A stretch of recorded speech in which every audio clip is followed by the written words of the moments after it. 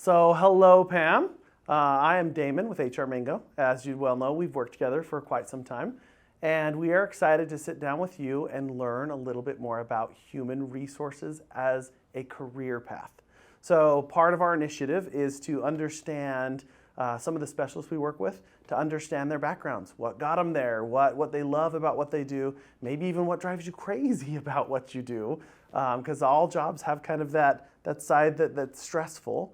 And so we wanted to jump right in and give us do a quick intro. Tell us about yourself, tell us your background in human resources, and then I've got some questions we can run down and then dig a little deeper.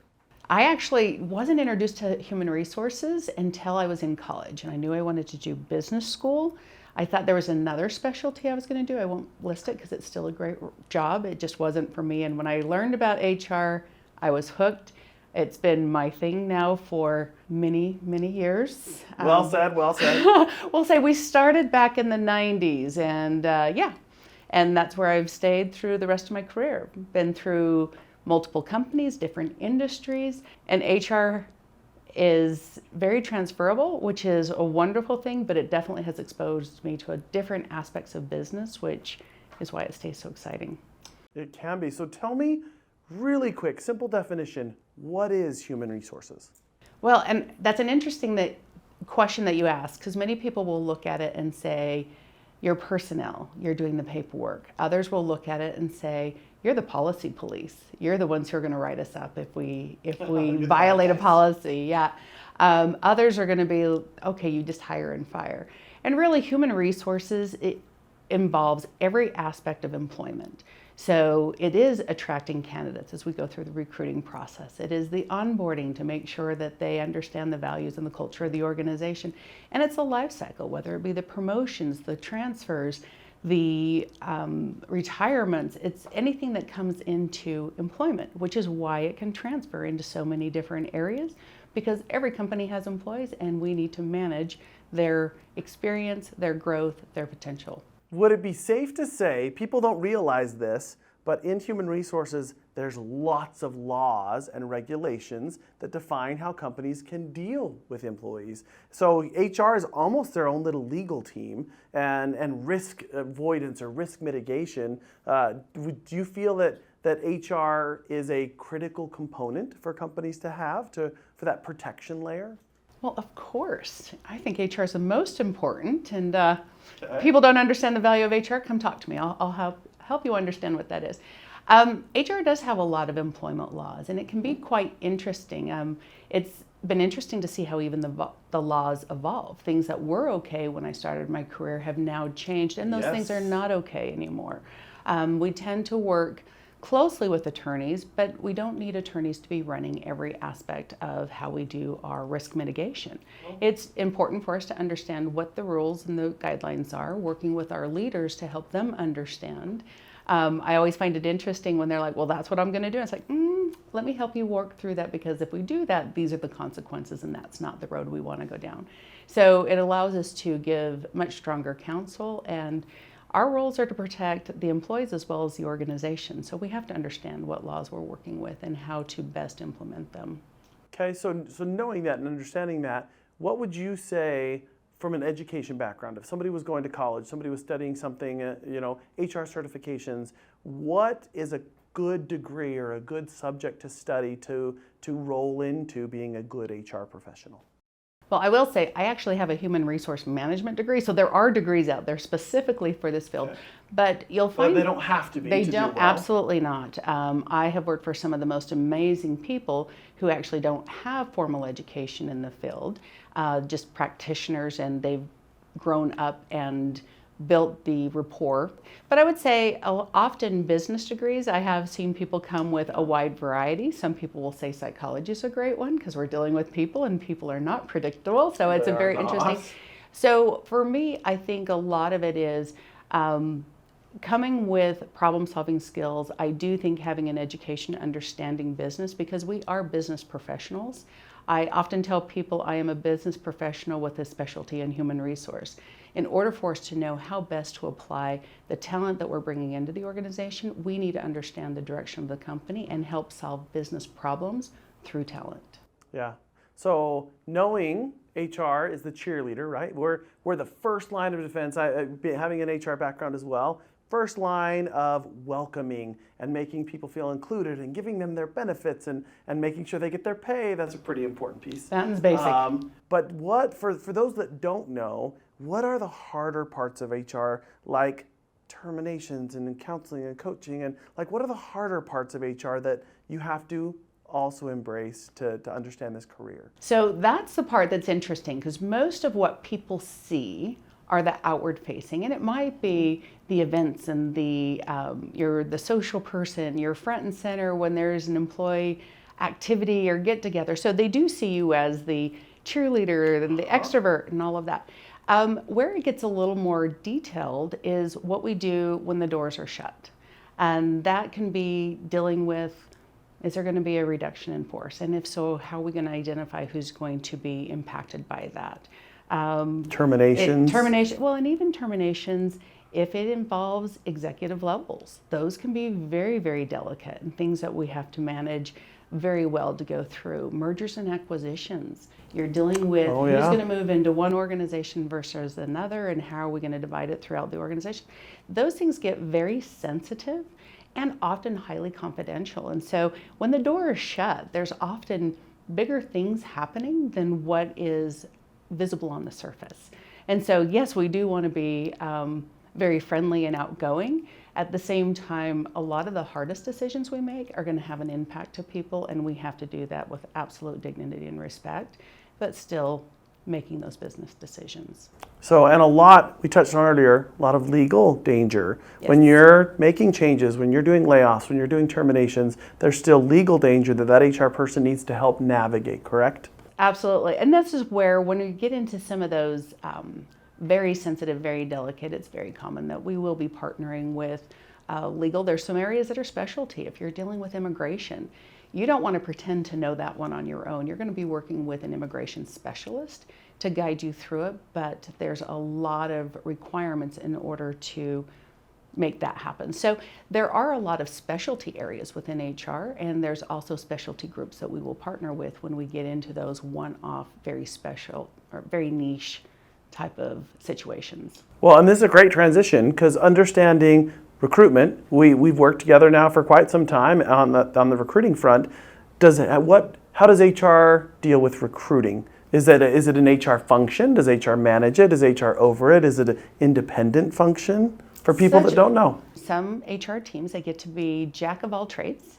And so they're going to be involved. Smaller teams, yeah? Yes, absolutely. They're going to be involved with all aspects. So they're going to do the recruiting, and then they're going to do the onboarding, and then they're going to be the one that's coaching them later through their career or whatever it might be. But recruiting is one of those specialty elements in HR, just as compensation and benefits and things of that nature can be.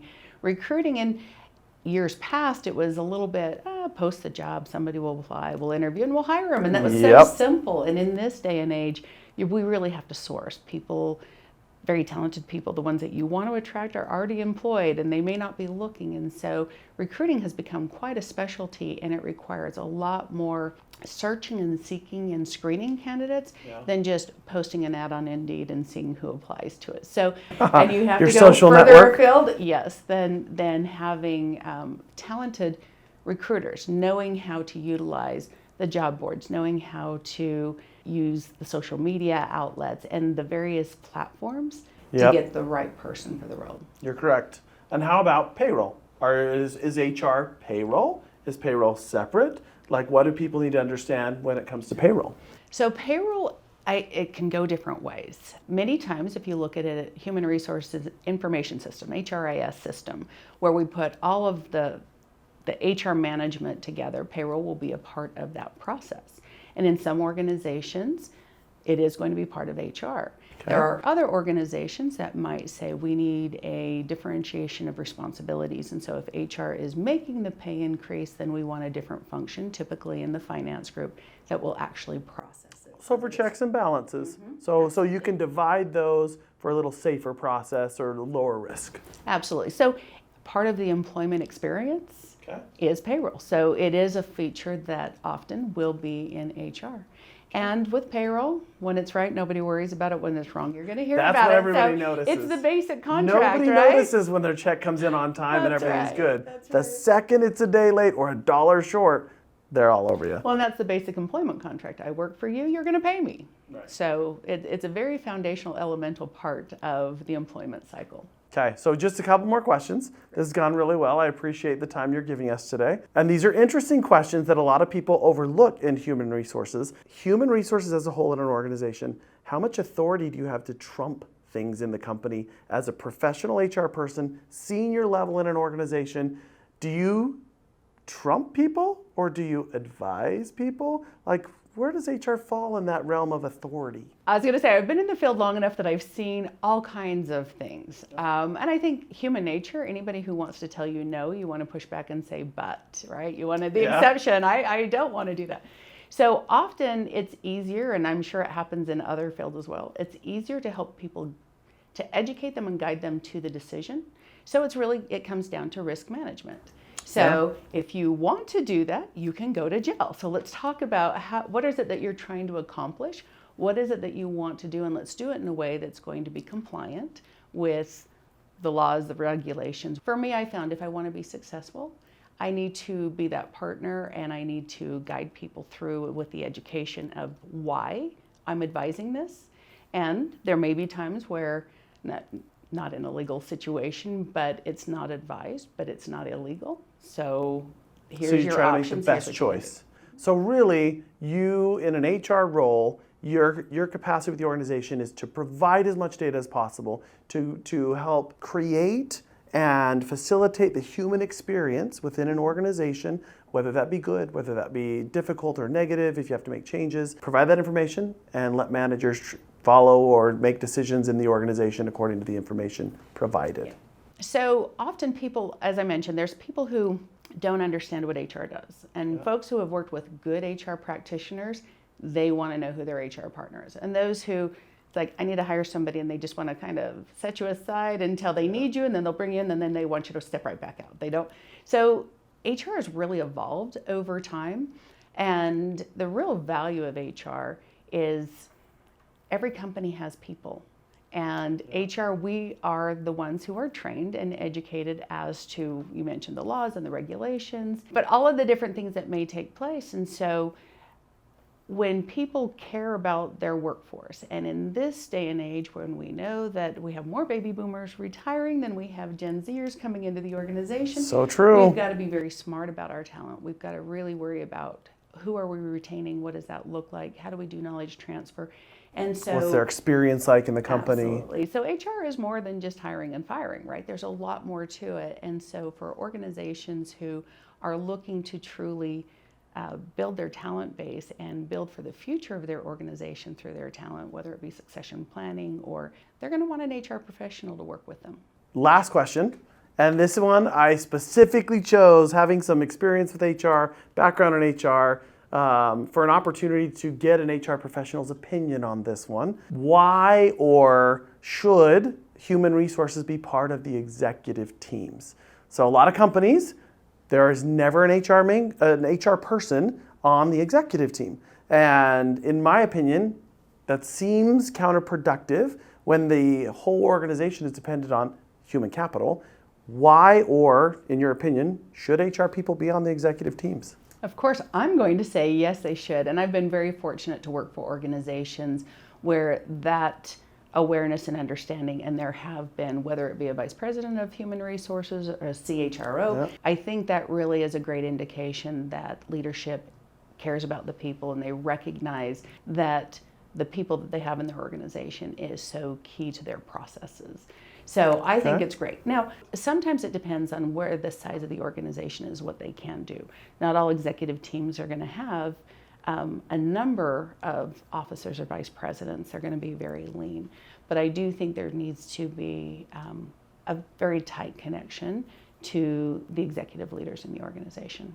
So is it safe to say that, in your opinion, organizations, large organizations, small ones we understand, multiple hats, large organizations, is it safe to say that if they have an HR person on their executive team, that they are more focused or more concerned that they want that voice at the table for someone to represent the human capital? Do you think, is that safe to say? I do think there's a lot of value that comes from it, and it speaks loudly. I know that as I've looked at various organizations, or if I've ever considered making a change in organizations, I'm very aware of, and it's one of my first questions, who is it that HR reports to? I want to know what Fair. that structural alignment is. But when HR reports in through maybe something that's a very heavy controls element, then that tells me that it might stifle the ability of what HR can actually do. So it's an important element for me. I want to know what the structure of the organization and where HR falls, because once again, if you don't know the value of HR, I'm happy to educate you on that. But for organizations that don't know how to utilize and really tap into the power that HR should bring forward. And as I talk about HR, it's not necessarily that this little department should be the most powerful. Right. It's saying everything we touch is company-wide. Everything we touch is business-wide. So Your organizational impact is that's wide. exactly what it is. So it may not be the people in that functional department. It really is, how are we supporting the organization? And these people are just specialists in the field of human resources. Well, Pam, thank you very much for taking some time to visit with us today. And hopefully lots of people out there that watch this can learn more about the human resource field and where or how to start a career in that area. And we appreciate you spending some time on our HR Mango channel and sharing your experience with us. Thank you for having me. This was great.